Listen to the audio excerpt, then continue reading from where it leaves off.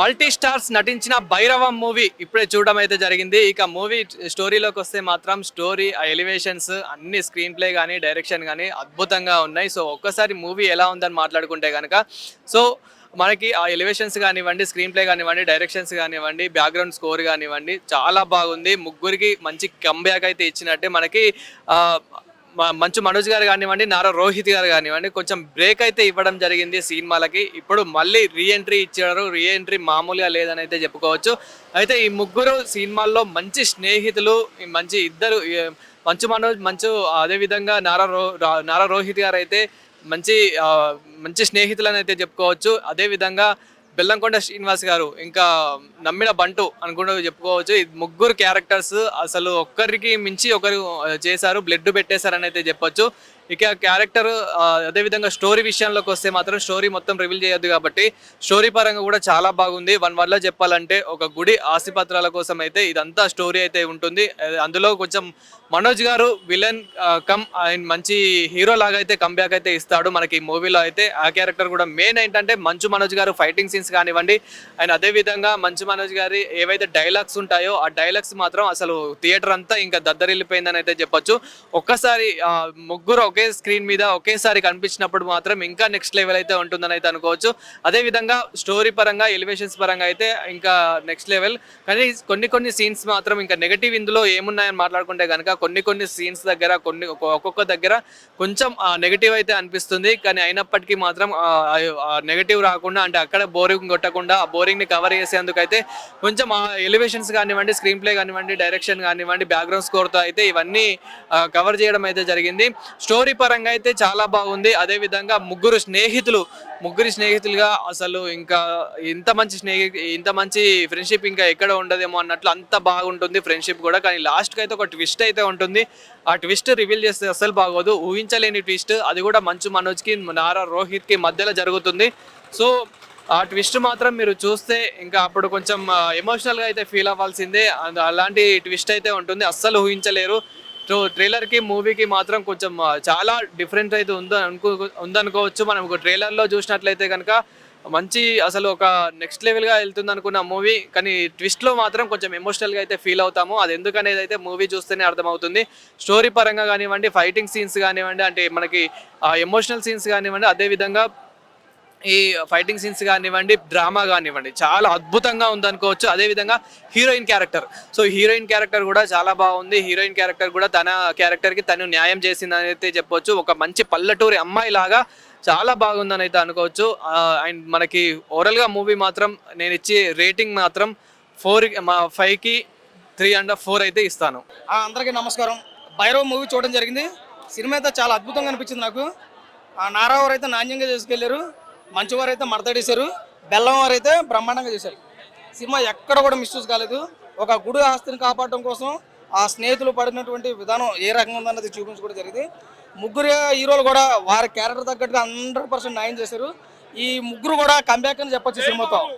ఓవరాల్గా ఇంకా లాస్ట్ బయట చూస్తే మా బాలకృష్ణ చేసినట్టు ఉంది నాకైతే.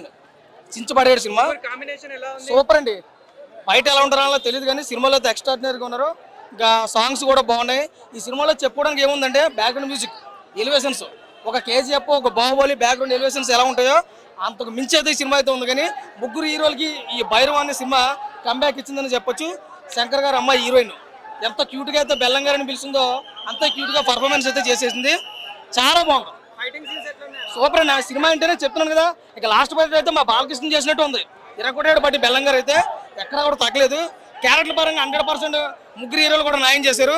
రోహిత్ గారు కానివ్వండి, మనోజ్ అన్న కానివ్వండి, సాయి శ్రీనివాస్ గారు కానివ్వండి, ఇరగొట్టాడు బట్టి సినిమా అవుట్ ఆఫ్ 5 రేటింగ్ చూసుకుంటే సినిమా ఖచ్చితంగా 3 వరకు అయితే అవుట్ ఆఫ్ 5 ఖచ్చితంగా 3 ఇవ్వచ్చు. ఎందుకంటే సినిమా స్టోరీ ఉంది, కంటెంట్, కాన్సెప్ట్ అంతా కూడా బాగుంది. ఇక సినిమాలో చెప్పుకోదగ్గ విషయం బ్యాక్గ్రౌండ్ అండి, ఫైట్స్, మ్యూజిక్ ఇరగొట్టాడు అబ్బా ఎక్కడ కూడా. బెల్లం గారి క్యారెక్టర్, మన రోహిత్ అన్న అయితే పర్ఫార్మెన్స్, మంచు గారు అయితే ఇరగొట్టారు బట్టి ఇంకా మంచి హిట్ అనేది అనుకోవచ్చు. కంబ్యాక్ చెప్తున్నాను కదా, ఒక మెట్టు కదా 2 మెట్లు ఎక్కారు. ఈ ముగ్గురు కూడా చాలా రోజులు పెట్టి ఒక సరైన హిట్ లేదు, కానీ ఈ భైరవ్ సినిమా ఒక లైఫ్ ఇచ్చింది అనుకోవచ్చు. చాలా అందంగా తీశారు, చాలా బాగుంది. ప్రతి ఒక్కరు చూడండి, భైరవం బ్రహ్మాండంగా ఉంది. అంటే ఎక్కడ ఏ స్ట్రైక్ చేయాలి, ఎక్కడెక్కడ ఏ పాయింట్స్ ఎలా రివీల్ చేయాలి, ఎవ్రీథింగ్ చాలా బాగా కేర్ చేసుకున్నారు. సాయి శ్రీనివాస్ గారు. ఆయనదే మెయిన్ స్టోరీ యాక్చువల్లీ. సో మిగతా ఇద్దరిది ప్యారల్గా నడుస్తుంటుంది, బట్ మనకు లాస్ట్ వరకు యూనో ఆ గ్రిప్ మెయింటైన్ చేసుకుంటూ వచ్చాడు డైరెక్టర్. సూపర్ సార్, ఆయన ఇరగ్గొట్టేశారు, సూపర్ ఇరగ్గొట్టేశారు.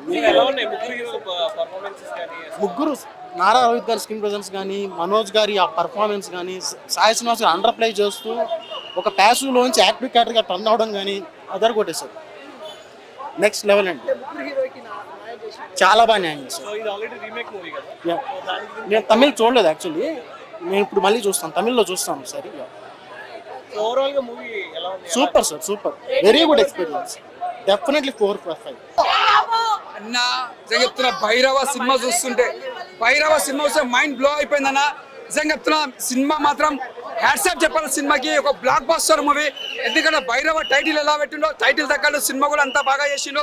ఎక్కడ కూడా బోర్ లేదు. బ్యాక్గ్రౌండ్ మ్యూజిక్ తీసుకో, స్క్రీన్ ప్లే తీసుకో, డైరెక్షన్ తీసుకో, ప్రతిదీ హైలైట్ చేసిన సినిమా. అంటే ఎక్కడ కూడా నీకు బోరింగ్ లేదు. డైరెక్టర్ గారు నిజంగా చెప్తున్నా హ్యాట్సాప్ సార్. ఇక్కడ మ్యూజిక్ తీసుకున్న బ్యాక్గ్రౌండ్ మ్యూజిక్ మనకు దేవి శ్రీ ప్రసాద్ మనుషులు ఎలా కొట్టిండో అలా కొట్టిండు. సినిమా అంతా బాగుంది, మ్యూజిక్ మాత్రం ఎక్కడ తగ్గలేదు, అంతా హైలైట్ ఉంది.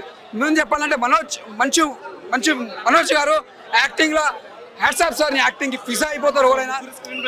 ముగ్గురు screen play, director, hero, director గారు ముగ్గురికి సమానం చూపించారు. ఒకరు తక్కువ కాదు, ఒకరు కాదు. మెయిన్ చెప్పాలంటే ఇక్కడ మెయిన్ బెల్లంకొండ సాయి గారికి ప్లస్ పాయింట్, అంటే ఆయనకి ఎక్కడ తగ్గుతుంది. ఎందుకంటే ఆయన యాక్టింగ్ అసలు మనం ఎక్స్పెక్ట్ చేయము. ఒక అంత యాక్టింగ్ ఇరుగా తీసేసిండు. అంత యాక్టింగ్ చేసినా కూడా మళ్ళీ అంత సింపుల్గా ఉంటాడైనా.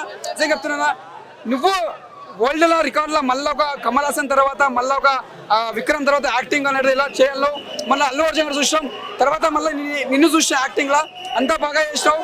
నిజంగా చెప్తున్నా, సినిమా మాత్రం బ్లాక్ బస్టర్. ఇది ఒక సినిమా మాత్రం ముగ్గురికి ఒక నిలిచిపోతుంది సినిమా ఎప్పటికైనా. ఈ సినిమా సక్సెస్ఫుల్ కూడా మీటింగ్ చెప్పిన సాయి ధర్మ సారీ మన బెల్లంకొండ సాయి గారు ఈ సినిమా బ్లాక్ బస్టర్ కొడతా అని చెప్పారు. సార్ కంగ్రాచులేషన్ సార్, నీ గుణం ఎంత బాగుందో, నీ హార్ట్ ఎంత బాగుందో, సినిమా కూడా అంత బాగా వచ్చింది మీది. ఇది బ్లాక్ బస్టర్, గాడ్ బ్లెస్సింగ్ అనుకోవచ్చు. సూపర్. నారా రోహిత్ గారికి కావచ్చు, మంచి మనోజ్ గారికి కావచ్చు, బెల్లంకొండ శ్రీనివాస్ కావచ్చు. ఎందుకంటే ముగ్గురులను కూడా మంచి పవర్ఫుల్ ఒక బ్యాన్ ఉండడం చూపించారు. ఇంకా నారా రోహిత్ గారి మంచి మనోజ్ క్యారెక్టరేషన్ అయితే వాళ్ళు వచ్చిన ప్రతిసారి గూస్ బంప్సే. ఇంకా మనోడు మాట్లాడితే, మంచి మనోజ్ మాట్లాడితే గూస్ బంప్స్ వస్తాయి అనమాట. ఆ బేస్ వాయిస్, ఆ ఎలివేషన్స్ సూపర్ అనమాట. ఇంకా సాయి శ్రీనివాస్ బెల్లంకొండ శ్రీనివాస్ గారికి మాట్లాడితే ఇంటర్వెల్లో, క్లైమాక్స్ లో మాత్రం నిజంగా ఒక కాతేరము గంగంతలు చూపించారు అనమాట. అండ్ తాండవం చూపించారు యాక్టింగ్ లో మాత్రం. నిజంగా సూపర్ అనమాట. యాక్టింగ్ మాత్రం ఈ పర్ఫార్మెన్స్ చేయగలడా మనకే ఇంప్రెస్ అయ్యేలా ఉందన్నమాట.